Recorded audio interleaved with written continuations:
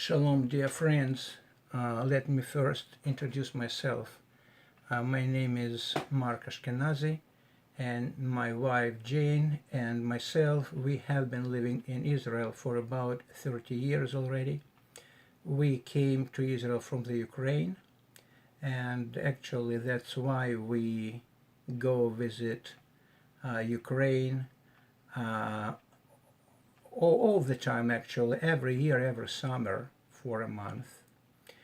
I was asked to tell you a little bit about our trips to the Ukraine and about our ministry there. But first, I want just to tell you that I am pastoring Russian-speaking fellowship in Haifa. I've been a pastor for about 16 years. Before that, I was teaching Bible in another congregation in Akko in Israel. Now let's get down to our immediate task about our ministry in the Ukraine. When we come to the Ukraine, we come there to have a rest and to minister to people there.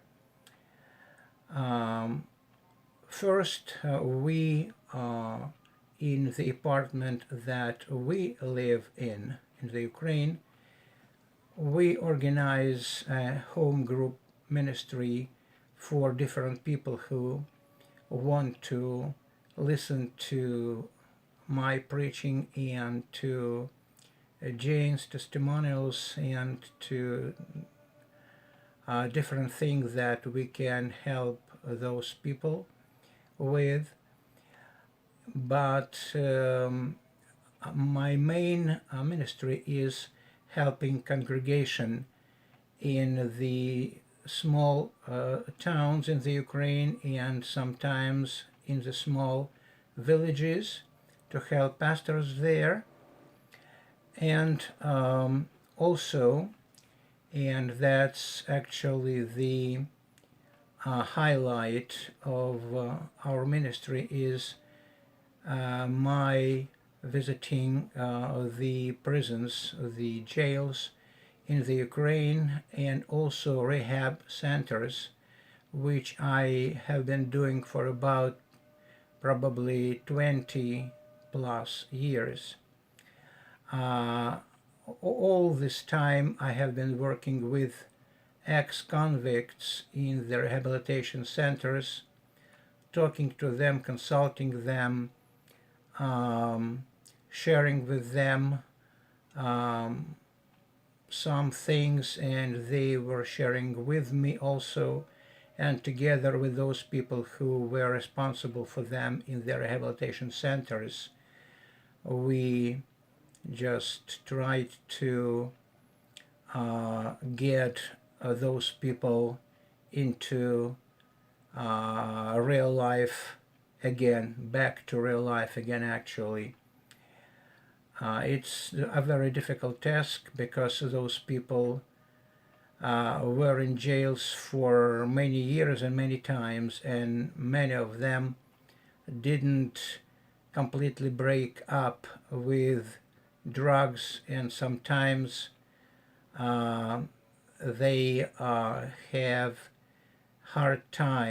tough time actually with breaking with drugs. And once or twice I was witnessing the what is in slang is cold turkey, like breaking with taking drugs. It's actually a very tough illness, and we were praying for them, and in this way we, myself and my wife, were contributing to the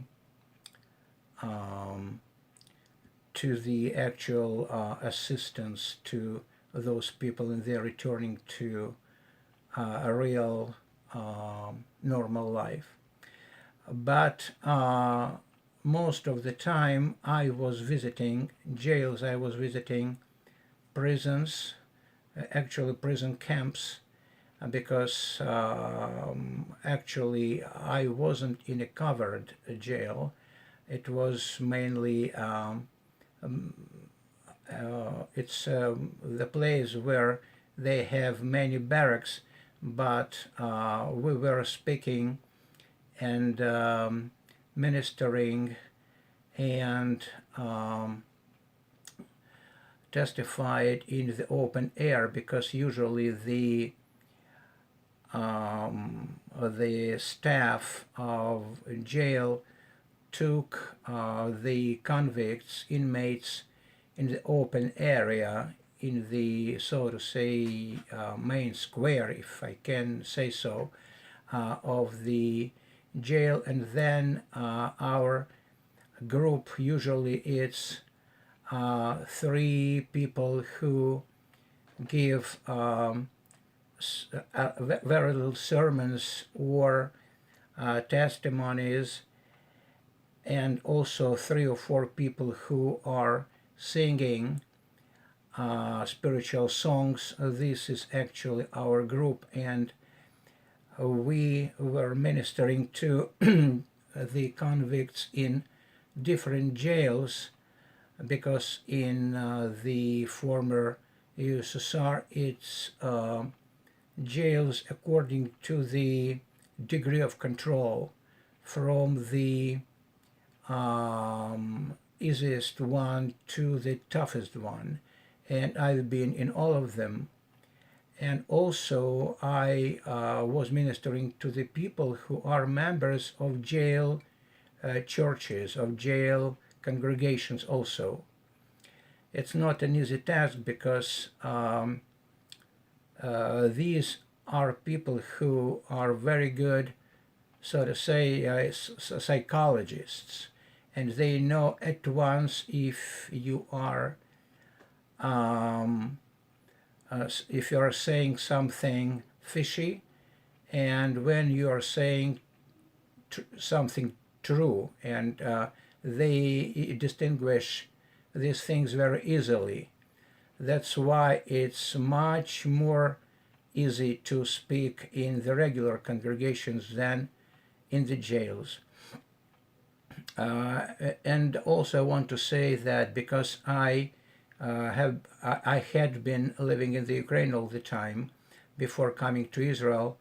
I was a teacher and then deputy principal at school, and sometimes I meet inmates from the school I was teaching in, and these meetings are very sad and at the same time very touchy. It was once that it was really very, I had a very tough time talking to a student that I was teaching there in the Ukraine. He was in the jail for a very hard crime that he committed. Usually they ask me to give a little sermon and to testify about my own life, and people in the jail, they are very interested in that, because for them the testimony of an ex-convict who is now a repented believer, it's okay, but when they see in front of them a believer who was a teacher, they sort of don't understand why he became believer. He had absolutely everything. He didn't have tough time and he didn't have hard life. Why did he decide to start being a believer? And it's a huge testimony to them. I even didn't expect that once, but they told me that those ex-drug addicts are a usual thing for us, but what you said, it was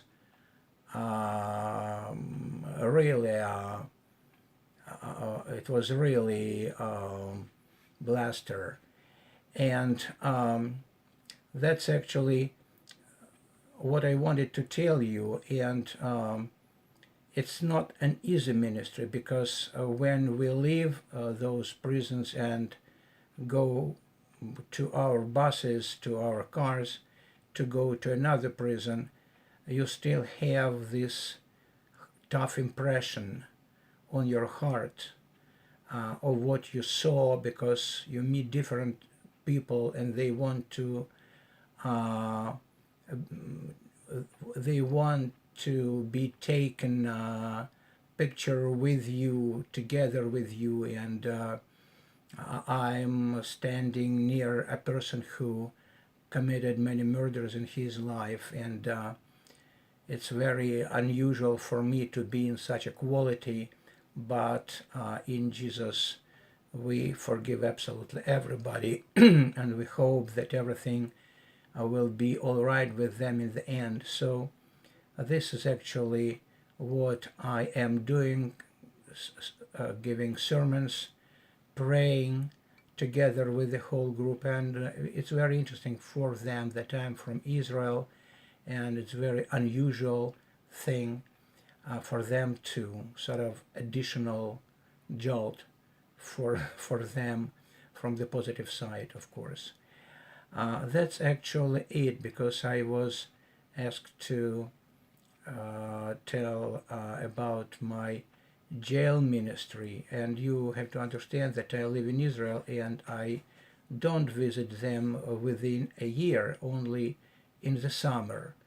And that's why I see all the time different people, because those who minister all the time, they see almost the same people, because they visit these prisons every week.